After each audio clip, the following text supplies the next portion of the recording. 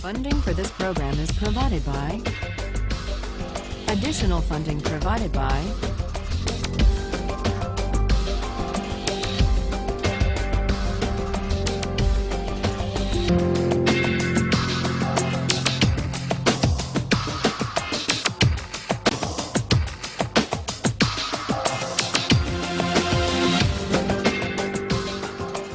When we finished last time, we were looking at John Stuart Mill's attempt to reply to the critics of Bentham's utilitarianism. In his book, Utilitarianism, Mill tries to show that critics to the contrary, it is possible within the utilitarian framework to distinguish between higher and lower pleasures. It is possible to make qualitative distinctions of worth, and we tested that idea with the Simpsons and the Shakespeare excerpts. And the results of our experiment seem to call into question Mill's distinction, because a great many of you reported that you prefer the Simpsons, but that you still consider Shakespeare to be the higher or the worthier pleasure. That's the dilemma with which our experiment confronts Mill. What about Mill's attempt to account for the specially weighty character of individual rights and justice in Chapter 5 of Utilitarianism? He wants to say that individual rights are worthy of special respect. In fact, he goes so far as to say that justice is the most sacred part and the most incomparably binding part of morality. But the same challenge could be put to this part of Mill's defense. Why is justice the chief part and the most binding part of all morality? Well, he says because in the long run, if we do justice and if we respect rights, society as a whole will be better off in the long run. Well, what about that? What if we have a case where making an exception and violating individual rights actually will make people better off in the long run? Is it all right then to use people? And there's a further objection that could be raised against Mill's case for justice and rights. Suppose the utilitarian calculus in the long run works out as he says it will, such that respecting people's rights is a way of making everybody better off in the long run. Is that the right reason? Is that the only reason to respect people? If the doctor goes in and yanks the organs from the healthy patient who came in for a checkup to save 5 lives, there would be adverse effects in the long run. Eventually, people would learn about this and would stop going in for checkups. Is it the right reason? Is the only reason that you as the doctor won't yank the organs out of the healthy patient that you think, well, if I use him in this way, in the long run, more lives will be lost? Or is there another reason, having to do with intrinsic respect for the person as an individual? And if that reason matters, then it's not so clear that even Mill's utilitarianism can take account of it. Fully to examine these two worries or objections to Mill's defense, we need to push further. And we need to ask, in the case of higher or worthier pleasures, are there theories of the good life that can provide independent moral standards for the worth of pleasures? If so, what do they look like? That's one question. In the case of justice and rights, If we suspect that Mill is implicitly leaning on notions of human dignity or respect for persons that are not, strictly speaking, utilitarian, we need to look to see whether there are some stronger theories of rights that can explain the intuition, which even Mill shares, the intuition that the reason for respecting individuals and not using them goes beyond even utility in the long run. Today we turn to one of those strong theories of rights. Strong theories of rights say individuals matter not just as instruments to be used for a larger social purpose or for the sake of maximizing utility. Individuals are separate beings with separate lives worthy of respect. And so it's a mistake, according to strong theories of rights, it's a mistake to think about justice or law by just adding up preferences and values. The strong rights theory we turn to today is libertarianism. Libertarianism takes individual rights seriously. It's called libertarianism because it says the fundamental individual right is the right to liberty. Precisely because we are separate individual beings, we're not available to any use that the society might desire or devise. Precisely because we are individual, separate human beings, we have a fundamental right to liberty. And that means a right to choose freely, to live our lives as we please, provided we respect other people's rights to do the same. That's the fundamental idea. Robert Nozick, one of the libertarian philosophers we read for this course, puts it this way: individuals have rights. So strong and far-reaching are these rights that they raise the question of what, if anything, the state may do. So what does libertarianism say about the role of government or of the state? Well, there are three things that most modern states do that, on the libertarian theory of rights, are illegitimate, are unjust. One of them is paternalist legislation. That's passing laws that protect people from themselves. Seatbelt laws, for example, or motorcycle helmet laws. The libertarian says it may be a good thing if people wear seatbelts, but that should be up to them. And the state, the government, has no business coercing them, us, to wear seatbelts by law. It's coercion. So no paternalist legislation, number one. Number two, no morals legislation. Many laws try to promote the virtue of citizens or try to give expression to the moral values of the society as a whole. Libertarians say that's also a violation of the right to liberty. Take the example of, well, a classic example of legislation offered in the name of promoting morality, traditionally, have been laws that prevent sexual intimacy between gays and lesbians. The libertarian says, nobody else is harmed, nobody else's rights are violated, so the state should get out of the business entirely of trying to promote virtue or to enact morals legislation.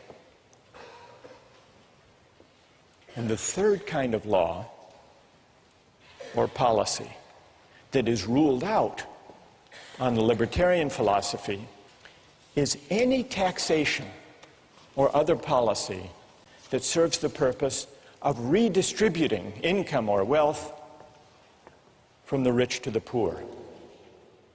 Redistribution is a kind, if you think about it, says the libertarian, is a kind of coercion.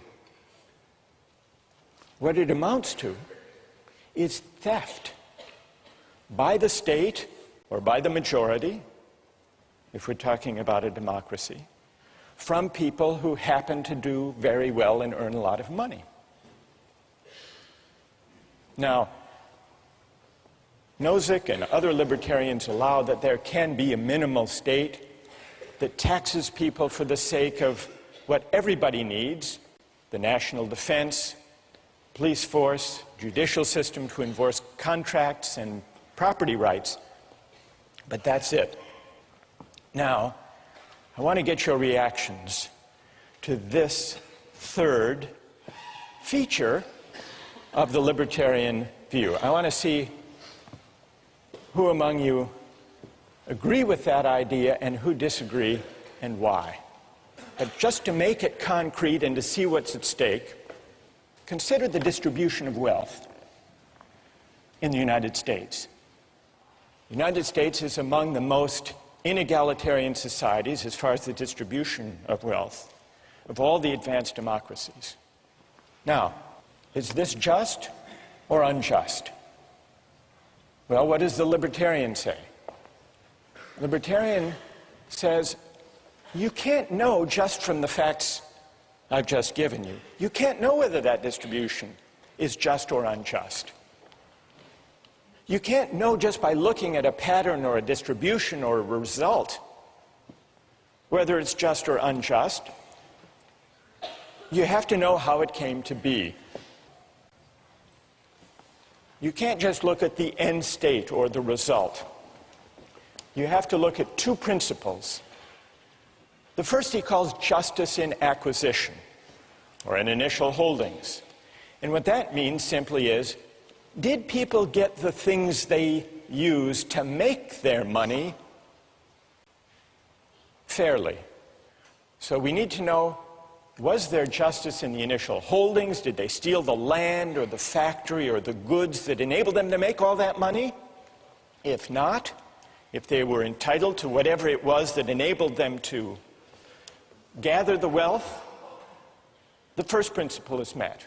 The second principle is, did the distribution arise from the operation of free consent? People buying and trading on the market. As you can see, the libertarian idea of justice corresponds to a free market conception of justice.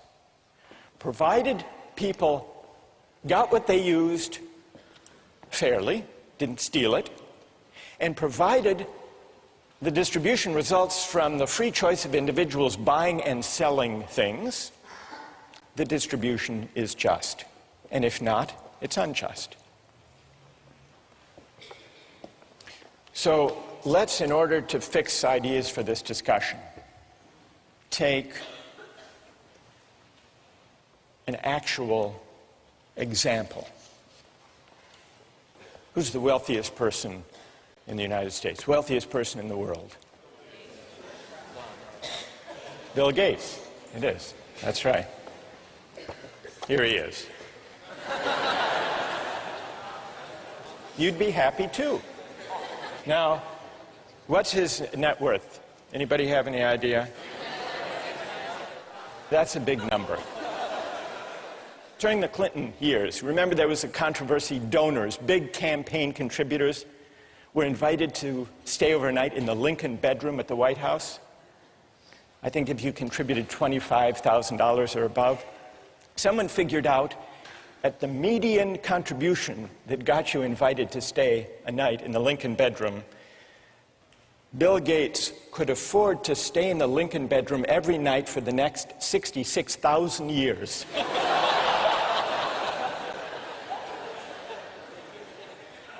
Somebody else figured out, how much does he get paid on an hourly basis?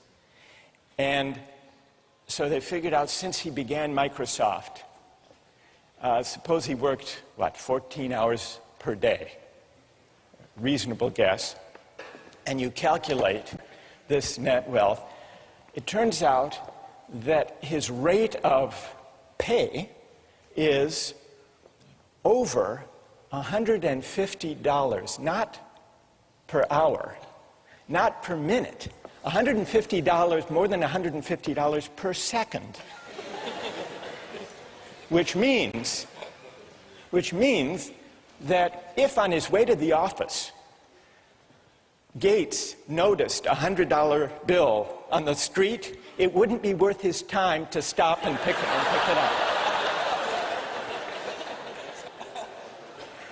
Now, most of you will say, someone that wealthy, surely we can tax them to meet the pressing needs of people who lack an education or lack enough to eat or lack decent housing. They need it more than he does.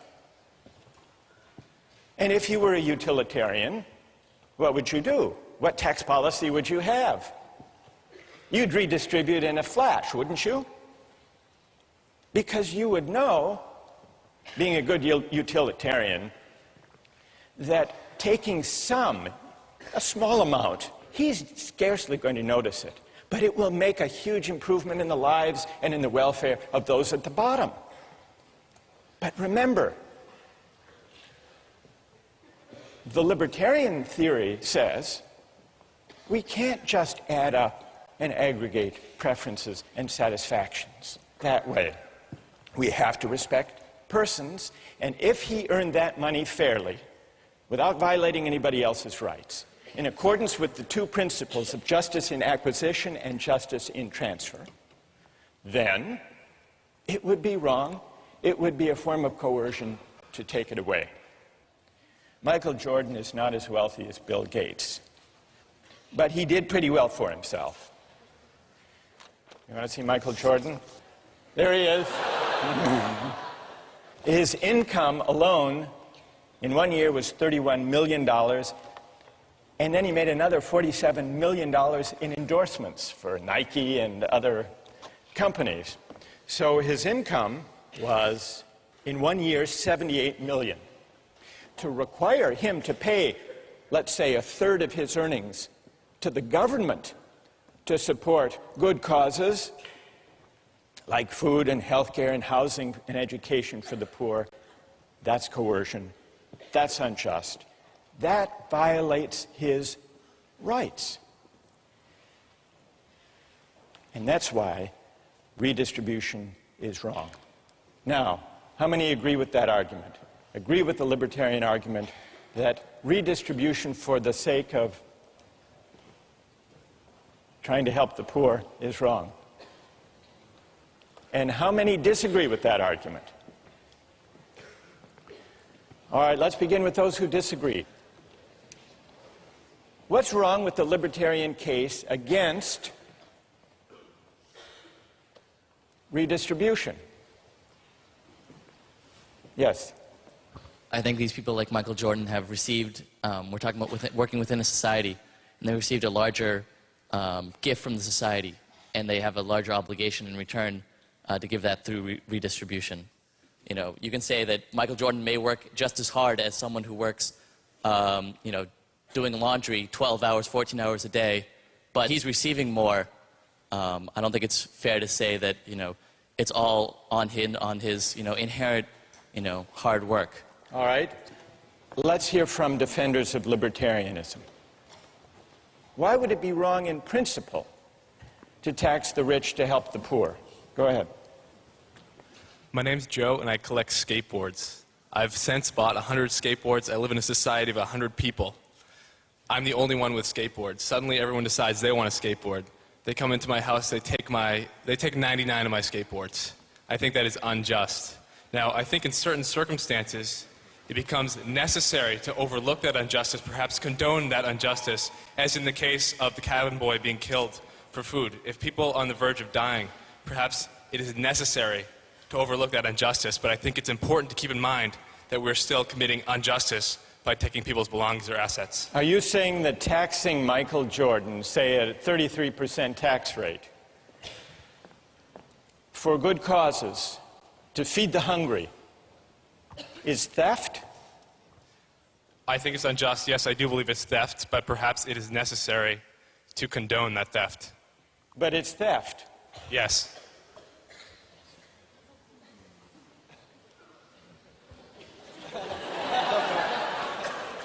Why is it theft, Joe? Because Why is it like your collection of skateboards? it's theft because, at least in my opinion and by the libertarian opinion, he earned that money fairly, and it belongs to him. So to take it from him is by definition theft. All right, let's hear if there's... who wants to reply to Joe? Yes, go ahead. I don't think this is necessarily a case in which you have 99 skateboards and the government, or you have 100 skateboards and the government's taking 99 of them. It's like you have more skateboards than there are days in a year. You have more skateboards than you're going to be able to use in your entire lifetime, and the government is taking part of those. And I think that if you're operating in a society in which the government doesn't redistribute wealth, that allows for people to amass so much wealth that people who haven't started from the equal footing in our hypothetical situation that doesn't exist in our real society get undercut for the rest of their lives. So you're worried that if there isn't some degree of redistribution, if some are left at the bottom, there will be no genuine equality of opportunity. All right? The idea that taxation is theft. Nozick takes that point one step further. He agrees that it's theft. He's more demanding than Joe. Joe says it is theft. Maybe in an extreme case it's justified. Maybe a parent is justified in stealing a loaf of bread to feed his or her hungry family. So Joe is what would you call yourself, a compassionate quasi-libertarian? Nozick says, if you think about it, taxation amounts to the taking of earnings. In other words, it means taking the fruits of my labor. But if the state has the right to take my earnings or the fruits of my labor, isn't that morally the same as, according to the state, the right to claim a portion of my labor? So taxation actually is morally equivalent to forced labor, because forced labor involves the taking of my leisure, my time, my efforts,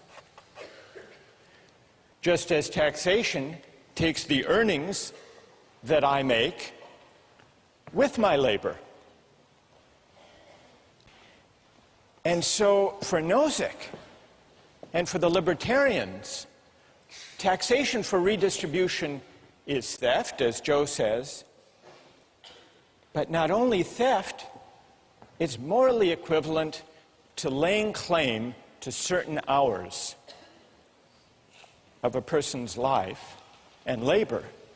So it's morally equivalent to forced labor. If the state has a right to claim the fruits of my labor, that implies that it really has an entitlement to my labor itself. And what is forced labor? Forced labor, Nozick points out, is what? Is slavery. Because if I don't have the right, the sole right, to my own labor, then that's really to say that the government or the political community is a part owner in me. And what does it mean for the state to be a part owner in me?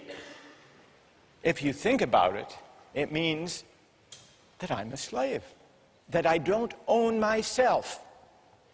So what this line of reasoning brings us to is the fundamental principle that underlies the libertarian case for rights. What is that principle? It's the idea that I own myself.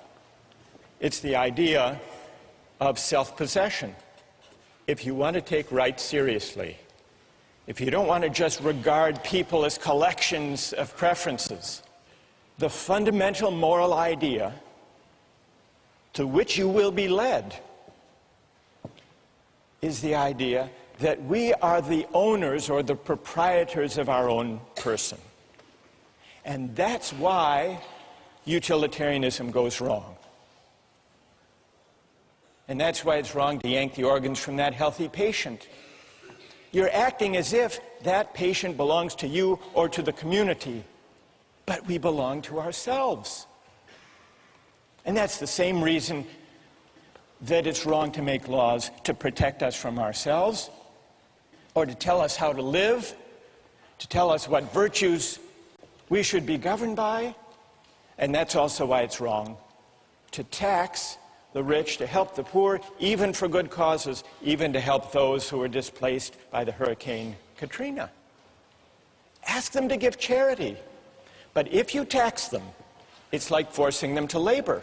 Could you tell Michael Jordan he has to skip the next week's games and go down to help the people displaced by Hurricane Katrina? Morally, it's the same.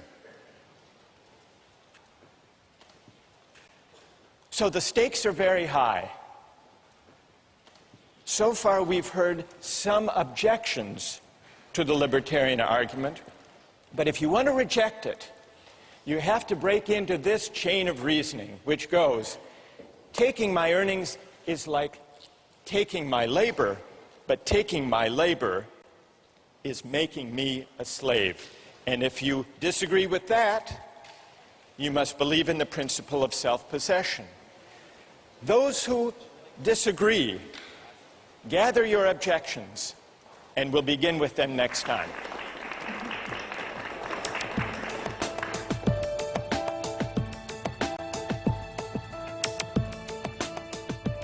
Anyone like to take up that point? Yes. I feel like when you live in a society, you give up that right. I mean, technically, if I want to personally go out and kill someone because they offend me, that is self-possession. Because I live in a society, I cannot do that. Victoria, are you questioning the fundamental premise of self-possession? Yes. I think that you don't really have self-possession if you choose to live in a society because you cannot just discount the people around you. We were talking last time about libertarianism. I want to go back to the arguments for and against the redistribution of income. But before we do that, just one word about the minimal state. Milton Friedman, the libertarian economist, he points out that many of the functions that we take for granted as properly belonging to government don't. They are paternalist. One example he gives is Social Security.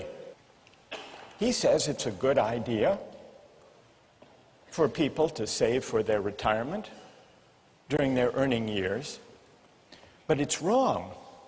It's a violation of people's liberty for the government to force everyone, whether they want to or not, to put aside some earnings today for the sake of their retirement. If people want to take the chance, or if people want to live big today and live a poor retirement, that should be their choice. They should be free to make those judgments and take those risks. So even Social Security would still be at odds with the minimal state that Milton Friedman argued for. It's sometimes thought that collective goods like police protection and fire protection will inevitably create the problem of free riders unless they're publicly provided. But there are ways to prevent free riders. There are ways to restrict even seemingly collective goods like fire protection. I read an article a while back about a private fire company, the Salem Fire Corporation in Arkansas. You can sign up with the Salem Fire Corporation, pay a yearly subscription fee, and if your house catches on fire, they will come and put out the fire. But they won't put out everybody's fire. They will only put it out if it's a fire in the home of a subscriber, or if it starts to spread and to threaten the home of a subscriber. The newspaper article told the story of a homeowner who had subscribed to this company in the past, but failed to renew his subscription. His house caught on fire. The Salem Fire Corporation showed up with its trucks and watched the house burn, just making sure that it didn't spread. The fire chief was asked, well, he wasn't exactly the fire chief, I guess he was the CEO. He was asked, how can you stand by with fire equipment and allow a person's home to burn? He replied, once we verified there was no danger to a member's property, we had no choice but to back off according to our rules. If we responded to all fires, he said, there would be no incentive to subscribe. The homeowner, in this case, tried to renew his subscription at the scene of the fire, but the head of the company refused. You can't wreck your car, he said, and then buy insurance for it later. So even public goods that we take for granted as being within the proper province of government can, many of them, in principle, be isolated, made exclusive to those who pay. That's all to do with the question of collective goods and the libertarians' injunction against paternalism. But let's go back now to the arguments about redistribution. Now, underlying the libertarians' case for the minimal state is a worry about coercion. But what's wrong with coercion? The libertarian offers this answer. To coerce someone, to use some person for the sake of the general welfare, is wrong because it calls into question the fundamental fact that we own ourselves, the fundamental moral fact of self-possession or self-ownership. The libertarians' argument against redistribution begins with this fundamental idea that we own ourselves. Nozick says that if the society as a whole can go to Bill Gates or go to Michael Jordan and tax away a portion of their wealth, what the society is really asserting is a collective property right in Bill Gates or in Michael Jordan. But that violates the fundamental principle that we belong to ourselves. Now, we've already heard a number of objections to the libertarian argument. What I would like to do today is to give the libertarians among us a chance to answer the objections that have been raised. And some have already identified themselves and have agreed to come and make the case for libertarianism to reply to the objections that have been raised. So raise your hand if you are among the libertarians who's prepared to stand up for the theory and respond to the objections. You are Alex Harris, who's been a star on the web blog. All right, Alex, come here, stand up, come. We'll create a libertarian corner over here. And who else? Other libertarians who will join? What's your name? John? John Sheffield. John. Who else wants to join? Other brave libertarians who are prepared to take on, yes. What's your name? Julia Roto. Julia, come join us over there. Now, while Team Libertarian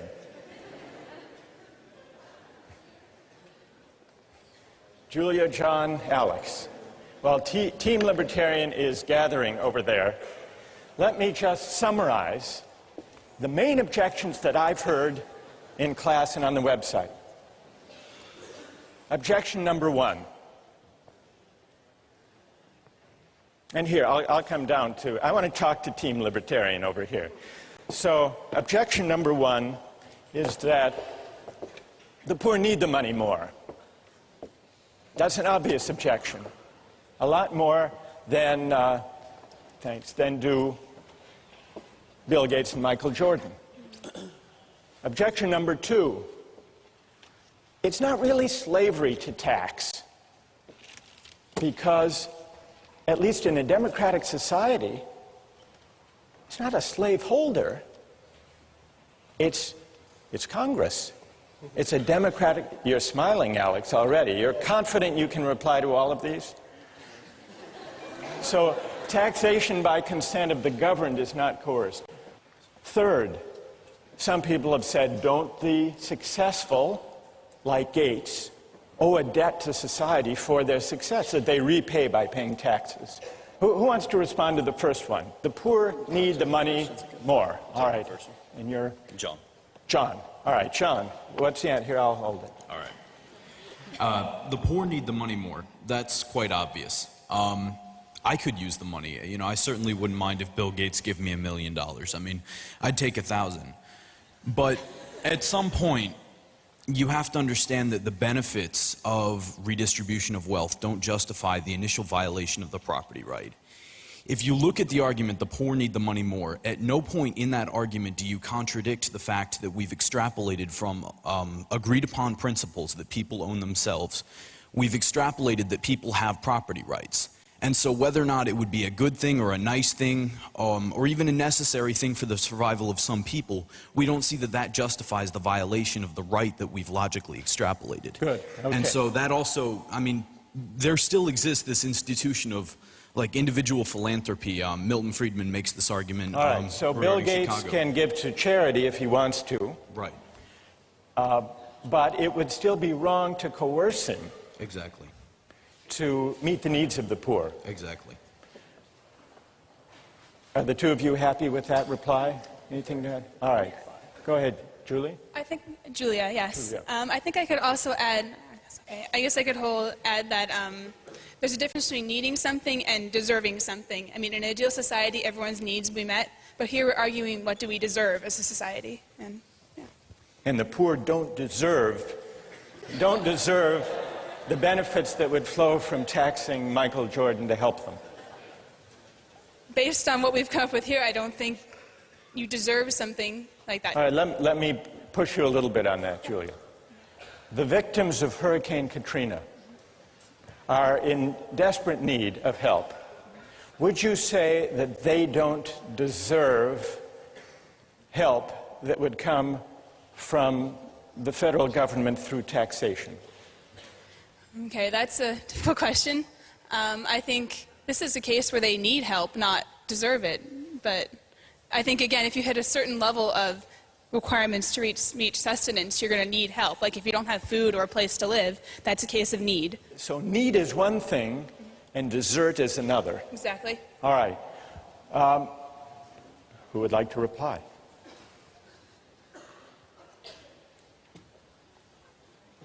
Yes.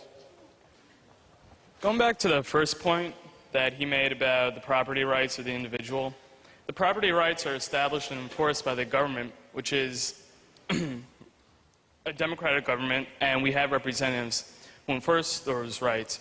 If you live in a society that operates under those rules, then it should be up to the government to decide how those resources that come about through taxation are distributed, because it is through the consent of the government. And if you disagree with it, you don't have to live in that society where that operates. All right, good. So, and tell me your name. Raul? Raul is pointing out, actually Raul is invoking point number 2. If the taxation is by the consent of the governed, it's not coerced, it's legitimate. Bill Gates and Michael Jordan are citizens of the United States. They get to vote for Congress. They get to vote their policy convictions, just like everybody else. Who would like to take that one on? John? Basically, what the libertarians are objecting to in this case is the middle 80% deciding what the top 10% are doing for the bottom 10%. Wait, John. Majority. Don't you believe in democracy? Well, right, but at some point... Don't you believe in, I mean, you say 80%, 10% majority. Majority rule is what? The majority. Exactly, but... In a democracy. Aren't you for democracy? Yes, I'm for democracy, but... hang on. Democracy and mob rule aren't the same thing. Like mob rule? Mob rule. Exactly. But in an open society, you have a recourse to address that through your representatives. And if the majority of the consent of those who are governed doesn't agree with you, then you know you're choosing to live in a society, and you have to operate under what the majority of society concludes. All right, Alex, on democracy.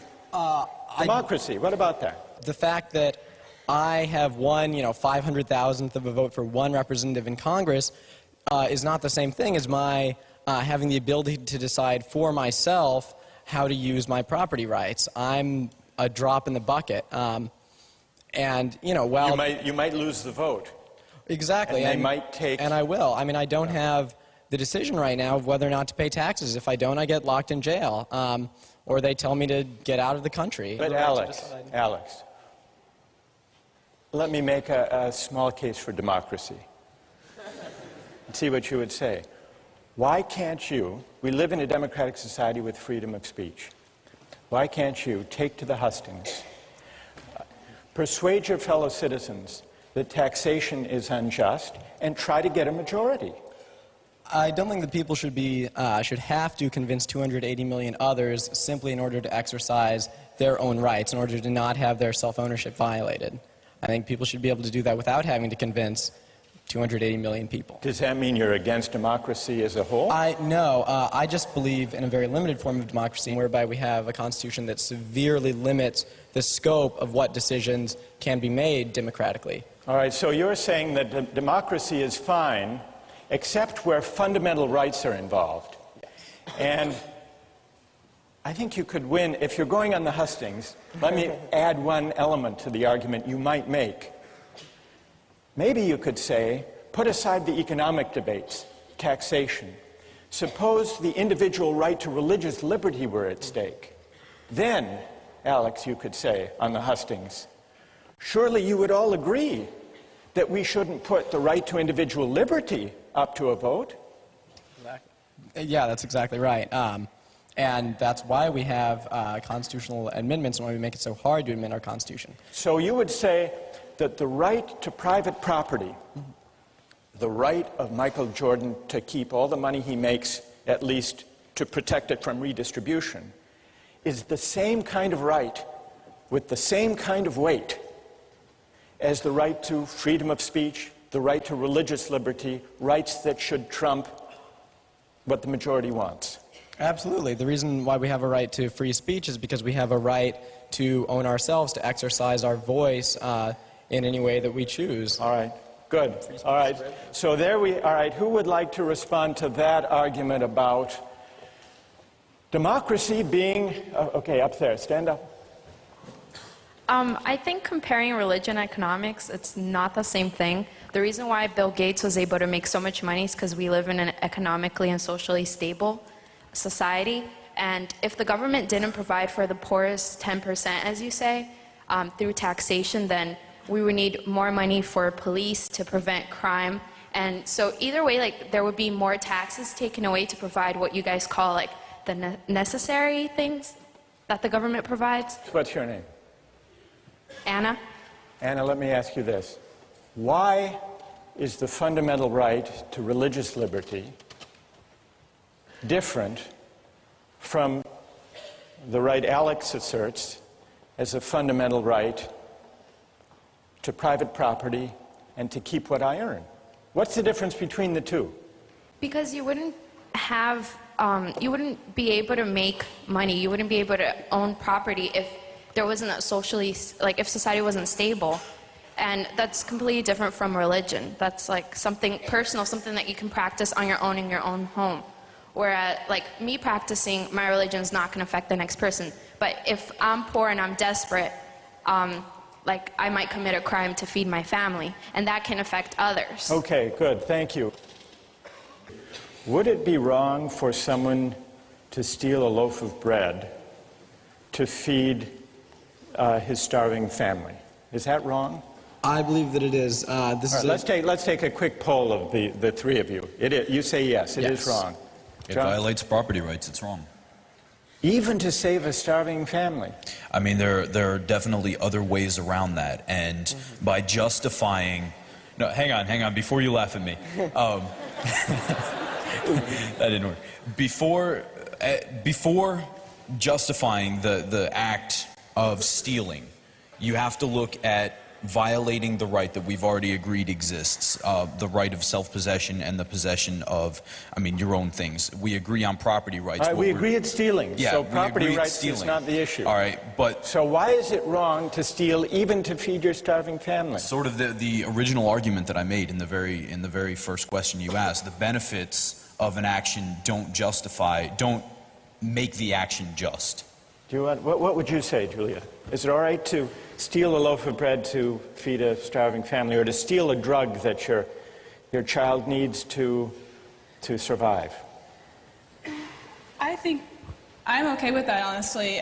Even from a libertarian standpoint, I think that, saying that you can just take money arbitrarily from people who have a lot to go to this pool of people who need it, but you have an individual who's acting on their own behalf to kind of save themselves. I mean, I think you said from the idea of like self-possession, they're also in charge of protecting themselves and keeping themselves alive. So therefore, even from a libertarian standpoint, that might be okay. All right, that's good. That's good. All right, what about number 3 up here? Isn't it the case that the successful, the wealthy, owe a debt? They didn't do that all by themselves. They had to cooperate with other people. That they owe a debt to society, and that's expressed in taxation. You want to take that on, Julie? Okay, this one, I believe that there is not a debt to society in the sense that how did these people become wealthy? They did something that society valued highly, something that society has already been providing for them. If anything, I think everything's canceled out. They provided a service to society, and society responded by somehow they got their wealth. So be concrete. In the case of Michael Jordan, to illustrate your point, there were people who helped him make the money, the teammates, the coach, people who taught him how to play. But you're saying they've all been paid for their services. Exactly. And society derived a lot of benefit and pleasure from watching Michael Jordan play.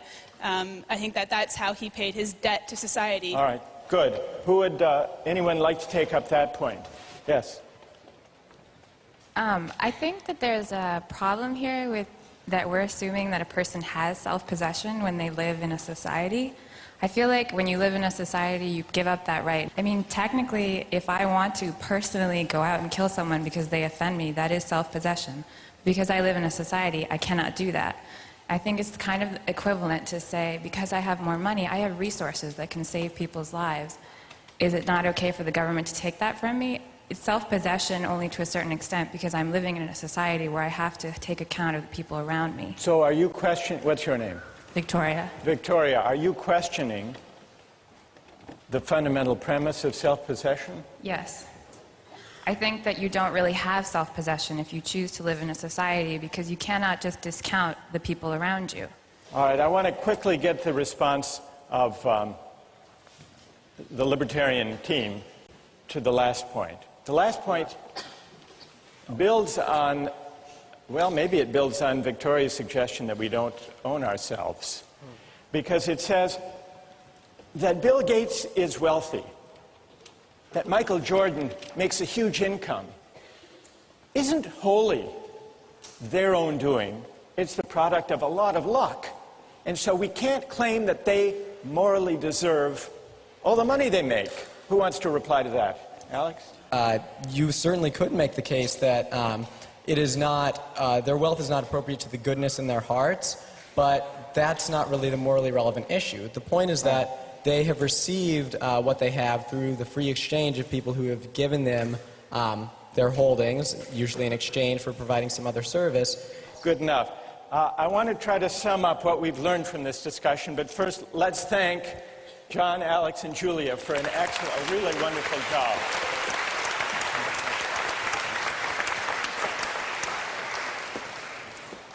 Toward the end of the discussion just now, Victoria challenged the premise of this line of reasoning, this libertarian logic. Maybe, she suggested, we don't own ourselves after all.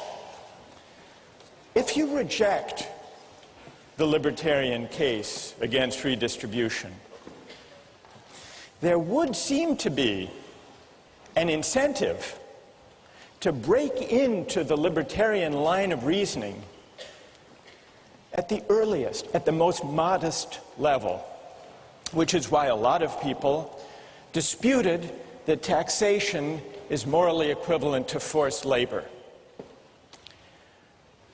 But what about the big claim, the premise, the big idea underlying the libertarian argument? Is it true that we own ourselves? Or can we do without that idea and still avoid what libertarians want to avoid, creating a society and an account of justice where some people can be just used for the sake of other people's welfare or even for the sake of the general good? Libertarians combat the utilitarian idea of using people as means for the collective happiness by saying the way to put a stop to that utilitarian logic of using persons is to resort to the intuitively powerful idea that we are the proprietors of our own person. That's Alex and Julia and John and Robert Nozick. What are the consequences for a theory of justice and an account of rights of calling into question the idea of self-possession? Does it mean that we're back to utilitarianism and using people and aggregating preferences and pushing the fat man off the bridge? Nozick doesn't himself fully develop the idea of self-possession. He borrows it from an earlier philosopher, John Locke. John Locke accounted for the rise of private property from the state of nature by a chain of reasoning very similar to the one that Nozick and the libertarians use. John Locke said, private property arises because when we mix our labor with things, unowned things, we come to acquire a property right in those things. And the reason is that we own our own labor. And the reason for that, we are the proprietors, the owners of our own person. And so in order to examine the moral force of the libertarian claim that we own ourselves, we need to turn to the English political philosopher John Locke and examine his account of private property and self-ownership. And that's what we'll do next time.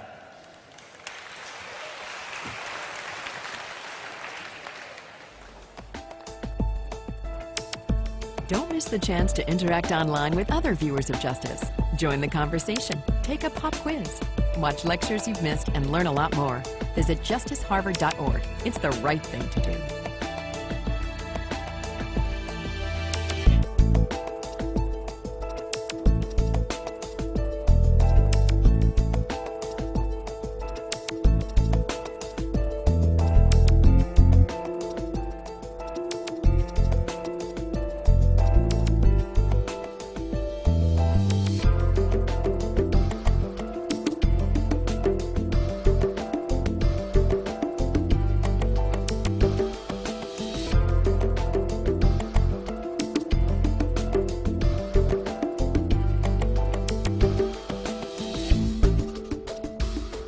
Funding for this program is provided by Additional funding provided by